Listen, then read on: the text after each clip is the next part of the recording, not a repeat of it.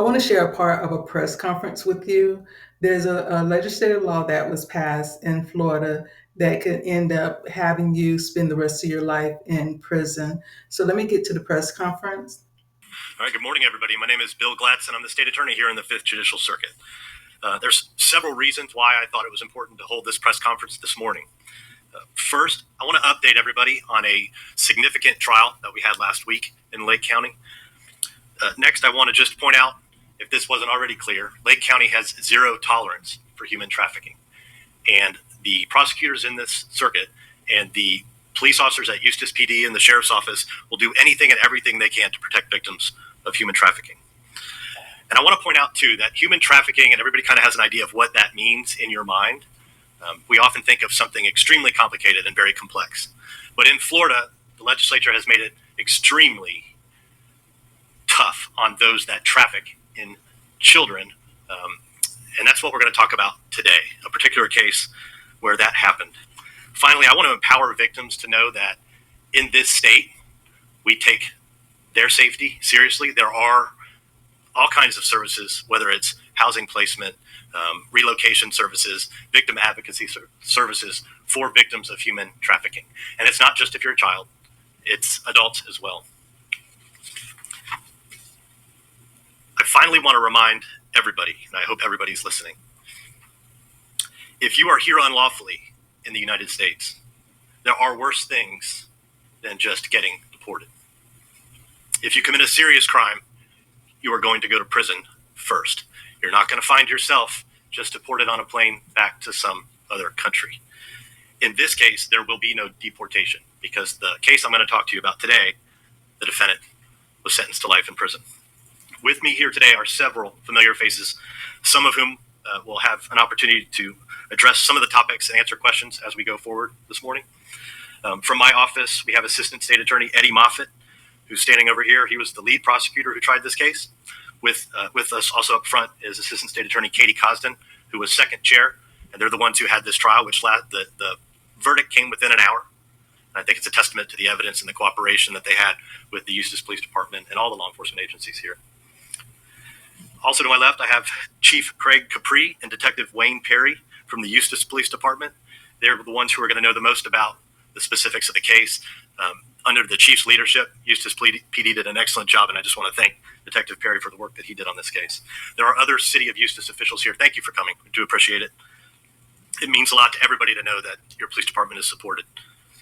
To my right, I have Attorney General James Uthmeyer, who is the chair of the Statewide Council on Human Trafficking, a council upon which I proudly sit, and a tireless advocate for protecting victims of human trafficking and seeking to prosecute human traffickers.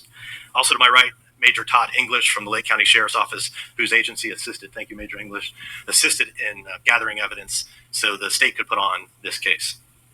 I'll tell you a little bit about it. In July of 2024, Eustis PD responded to a 911 hang-up. And if you're a law enforcement officer and you get a 911 hang-up, you truly don't know what you're going into. You have to have all of your senses on alert because you don't know what it's going to be. So they're canvassing the area, Eustis officers, and they encounter a woman who seems distraught. And they approach her and talk to her, and they realize that something's happened. And she starts to give a statement about how she was just in an apartment, and someone in that apartment had a gun, had raped her, threatened her. So Eustis PD locates the apartment. The officers take her somewhere, get a statement, and they try to make contact with the person that we're going to talk about today, whose name is Jose Gomez. So they locate Jose Gomez in the apartment. He's holed up. He won't come out. They can't get him to come out for a while, but they work pretty hard, and eventually they do get him out. And they arrest him for 1 count of sexual battery, 1 count of false imprisonment, and resisting without violence. At the time, the victim, and this is a theme that often happens with children who are the victims of sex trafficking, misrepresented her age. And at the time, she indicated that she was, in fact, an adult. Later, upon further investigation, we would learn that she was much younger. So after she provides a statement, they interview the defendant, who also gives a statement. Then we get a search warrant to extract the phone of this individual. And I'll tell you, there are going to be other cases that are spinoffs from this particular investigation, and that's because of the work that the law enforcement agencies did on the case. So they do some extractions, And they realized first that the text messages between the defendant and the victim confirmed her story. They also confirm with DNA, which is extremely critical in every case that we can get it. They looked at some of those searches and realized the defendant had been searching for things like young girls, sex for first time, little teenage girls having sex for first time. These are constant searches that were done. 13-year-old first time, I won't say it, teenagers, same thing. So there's lots of text messages that indicate that this wasn't an accident. This was a deliberate criminal who was seeking to prey on children. And when you look at the Florida statutes and you look at human trafficking and you look at the way the legislature has spelled it out, the primary purpose is to protect children who are being trafficked. Another thing that I think everybody should understand, don't think of human trafficking as a very extremely organized, it can be a smaller criminal scheme.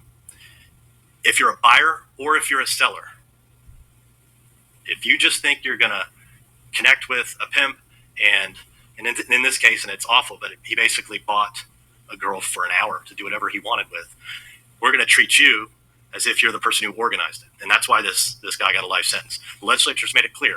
If you traffic in a child for sex, it's a mandatory life sentence. So you can see with Jose Gomez, he was initially in this country legally on a visa, but once the visa expired, he did not renew it and he did not leave this country and go back to his home country. According to what they stated, he never was arrested for anything, but he was into children and ended up getting caught. So now he's looking at life, spending the rest of his life in prison.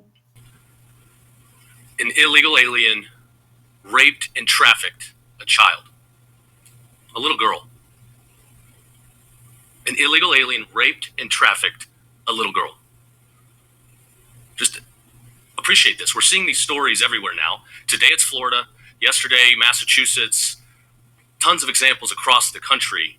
But everybody back behind the cameras, understand it. An illegal alien raped and trafficked a little girl. These aren't just stories, these are tragedies. These are horrific, grotesque events that keep happening. And they're happening because of the open border policies that were in existence. This monster should not have been in this country. He should not have been here. This crime should not have occurred. This victim should not have had to go through this terrible tragedy. Now, we're detaining and deporting across the state, but as the state attorney said, this guy's not going anywhere. He's going to stay right here. We're going to know where he is. He will be behind bars for the rest of his life. And that prison cell will be far too nice a place for this individual. But it's time that everybody work together to combat illegal immigration and shut down the border for once and for all. This is not a left or right issue. This is not a Republican Democrat issue. This is rule of law. It is protecting our kids from these tragic situations. How many people have to be victimized like this before everyone will get together and realize that if we are going to be a sovereign country, if we are going to protect our families and our kids, we must have rule of law. We must have a secure border, and we must ensure that people are here legally. I want to thank the state attorney and law enforcement for rising to the occasion again and stepping in to identify this tragic story and to put this guy away for a long time. As Attorney General, it is an honor to work with and support you guys every single day. I've got your back. Whatever you guys need, we're here. We've got to keep Florida the safest state in the country to raise a family. It begins with these guys right here. But again, an illegal alien raped and trafficked a child. When you're thinking today, when you're praying today, just think about this victim. How many more people have to go through this? Thank you. I agree with the Attorney General. People need to take this serious. These are children that these grown adults are taking advantage of, that these grown adults are making money off of. They're pimping children, but it seems as if no one wants to take it serious. And then when you have on top of that people in this country illegally going about their lives committing crimes, and I'm not saying every illegal immigrant does that, but at the same time, You can't tell who's who, just like with just regular American citizens. There are criminals within American citizens and there's innocent people, but you can't just look at an individual and know who's who. But it's worse when you have people coming into the country and you don't have any knowledge that they're here, or you might not have any paperwork on them to know their name, where they're living at. So it's easier for them to hide from the system. So that make it even more dangerous. And so for anyone to get upset when they're being deported or if they end up in jail, it's like, do you ever think about the victims that had to suffer because of that person? Do you ever think about how the victim is feeling? Do you think about what's going to stay with the victim for the rest of their lives? Especially when they are children. Adults, is going to be the same thing for them, but they have a little more better understanding of what they went through, what happened to them compared to a child. It's worse either way with the child and an adult because both of them are going to have to deal with that for the rest of their lives. So, if people not to understand how important it is to have a secure border, to understand how important it is to know who's coming in the country, who's in the country, who's moving around in the country, that's very important because we have a lot dealing with our own perverted criminals here. And then to have people coming into this country taking advantage of the situation, that's even worse. So just want to share this with you. I will leave the link for the full press conference if you want to see it. And I would like to thank you for watching my video. My name is Delmarshae. Please like, share, and subscribe. Thank you.